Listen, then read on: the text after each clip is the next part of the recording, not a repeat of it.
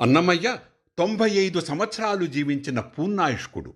జీవితాన్ని పరిపూర్ణంగా దర్శించినవాడు. వివాహం, సంతానం, కుటుంబం, అర్చకత్వం, రాజాస్థానం, క్షేత్ర దర్శనం, సమాజం, ఇలా అన్ని సందర్భాలలో తన పాత్రని, తన విద్యుక్త ధర్మాన్ని అన్ని వేళలా నిర్వర్తిస్తూనే ప్రతి సందర్భాన్ని భగవదంకితం చేస్తూ ఆ సందర్భానికి తగిన సంకీర్తనలను రూపొందించి గానం చేశాడు. ఆ కారణంగానే ప్రతిదినం ప్రతిక్షణం సందర్భానుసార సంకీర్తన రత్నాలు వారి పవిత్ర గడం నుండి జాలువారాయి. అందుకే 32,000 సంకీర్తనలు, అందుకే అంత వైవిధ్యభరితమైన సంకీర్తనలు.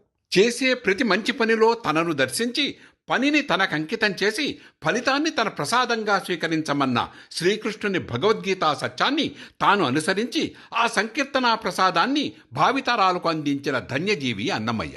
అందుకే అన్నమయ్య మనకు గురువు, మార్గదర్శకుడును.